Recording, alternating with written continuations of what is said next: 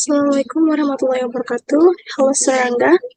Now I would like to present my Atlas Listening Project 3. Before that, let me introduce myself. My name is Zainida Fikriyahsniar with name 33210046 from class 334A07. And without even further ado, let's get started.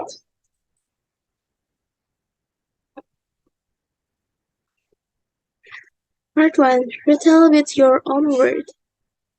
Once upon a time, there lived a poor miller who had 3 sons. When the miller died, he left his son nothing but his mule, his donkey, and the cat. The eldest son took the mule, the second son rode off the donkey, and the youngest son inherited the cat. The youngest son was disappointed with his inheritance, thinking that the cat was worthless. On the other hand, the cat was listening to his master's complaint, but he pretending not to have heard anything. Instead, the cat put on his serious face and said, Do not look sad, master. Just give me a bag and a pair of boots, and I will show that you did not receive such a poor inheritance in me.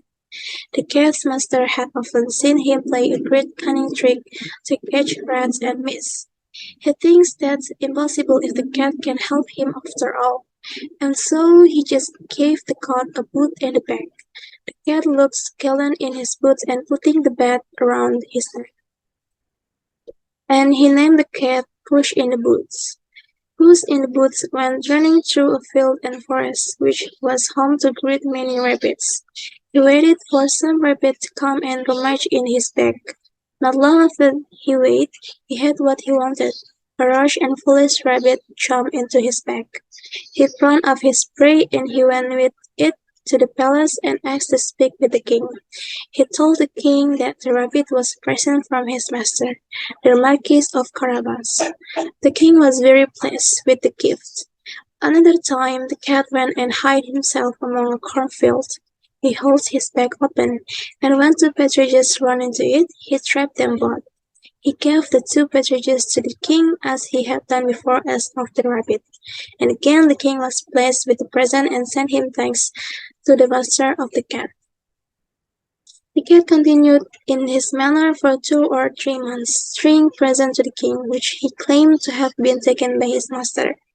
One day in particular, when he knew for certain that the king was going to go for a ride along the riverside with his daughter, Puss in the Boots told his master to follow his advice by going to wash himself in the river.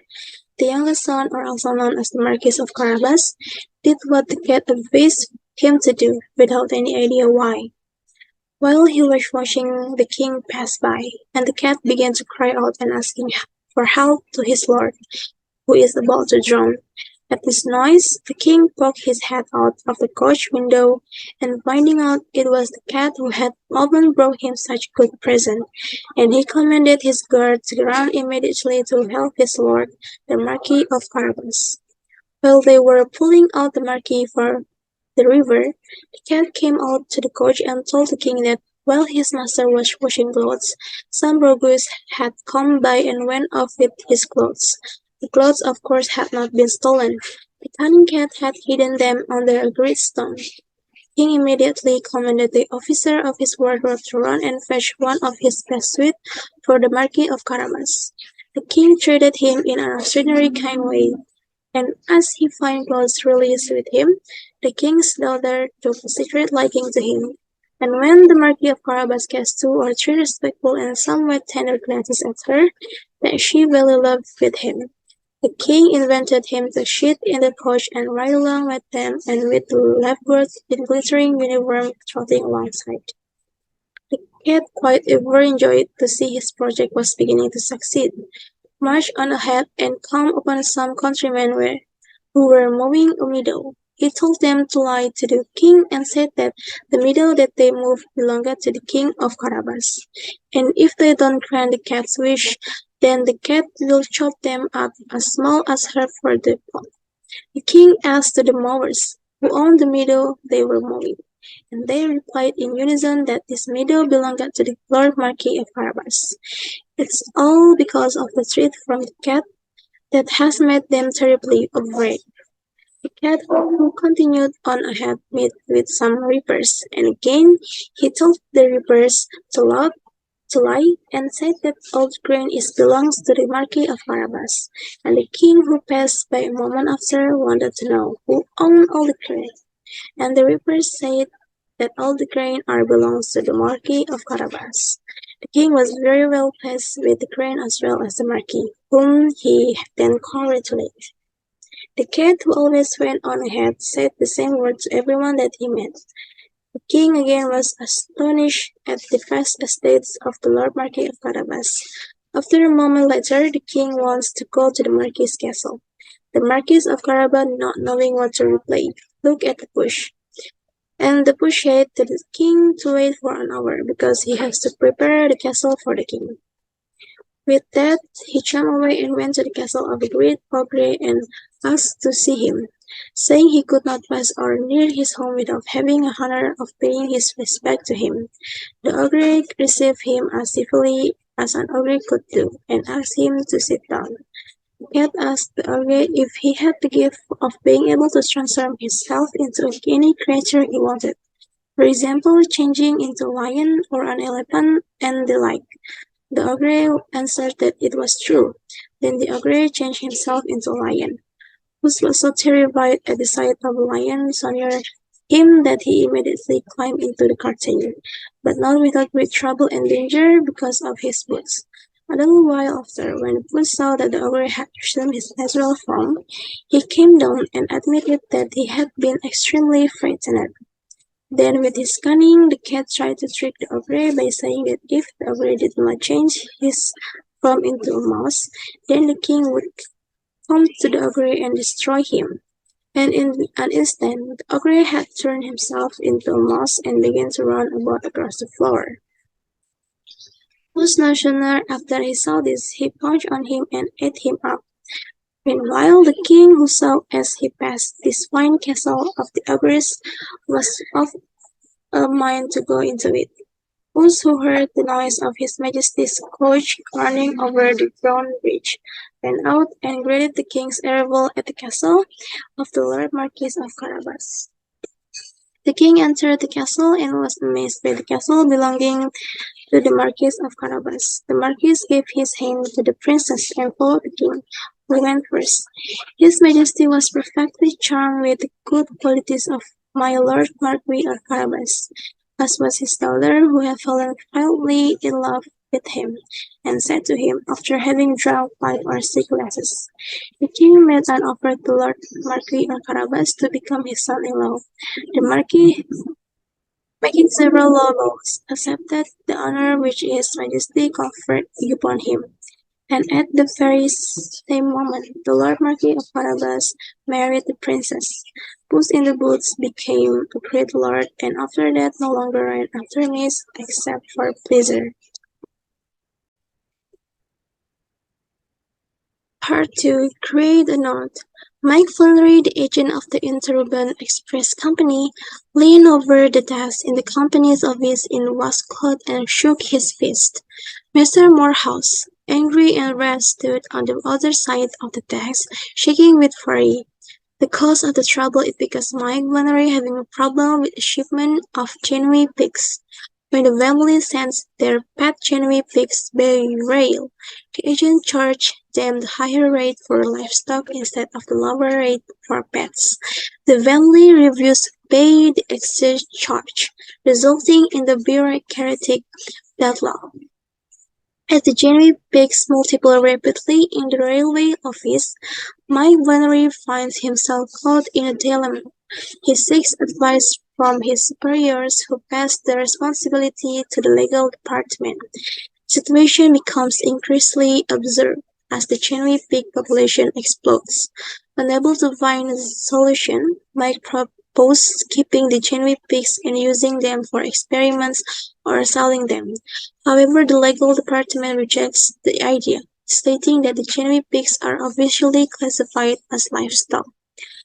Frustrated, Mike allows the genuine pigs to continue multiplying in the office, making their presence known throughout the railway station. In the end, the railway company decided to classify genuine pigs as pets rather than livestock, resolving the issue. However, the station is left in chaos, overrun with an overwhelming number of genuine pigs. Part 3. Make a note. Describe a great leader. Great leader is someone who is charismatic, dynamic, inspiring, and confident public speaker. Intensive thing of great leaders as people who naturally take the stage, who draw other people to them with their sheer presence, who are extroverts. But the story has also been transformed by people who don't fit this description. People like Rosa Parks, Eleanor Roosevelt, and Gandhi. These people would have described themselves as shy, quietly spoken as introverts. Extroverts are usually charming and persuasive, and they are exciting to be around.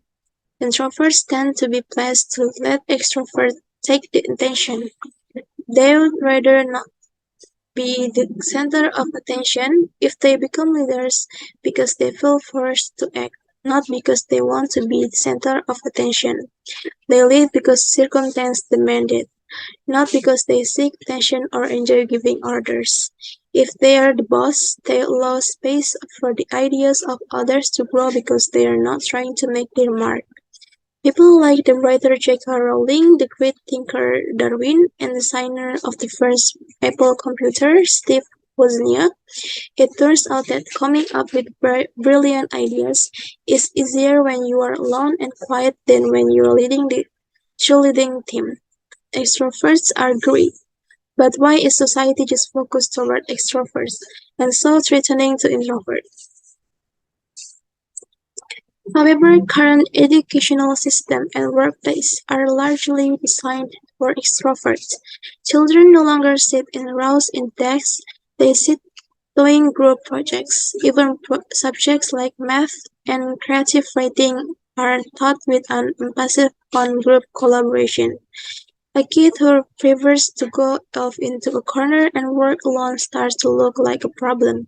Teachers often favor extroverted students, despite research showing that introverts tend to achieve higher grades.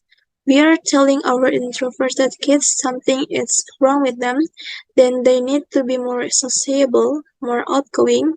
We are giving them fewer opportunities for the quiet contemplation they need in order to produce the best work and be their best selves. Most offices today are open plan. Everyone working and attending team building workshop or group brainstorming session. This is the worst nightmare for the introverts. The introverts at school are judged negatively by their teacher, and when they reach the workplace, they are passed over for promotion into leadership position.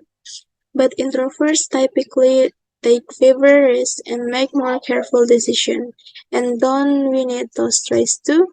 Society should value and nurture introverted qualities such as thoughtful decision making and risk aversion. By providing opportunities for both individual and collaborative work, acknowledging the diverse needs of introverts and extroverts, and listening to all perspectives, we can harness the full potential of both types of individuals in addressing the complexities of the future. That's all from me. Sorry if there's still many mistakes. And the last I say, wassalamualaikum warahmatullahi wabarakatuh. Thank you, sir.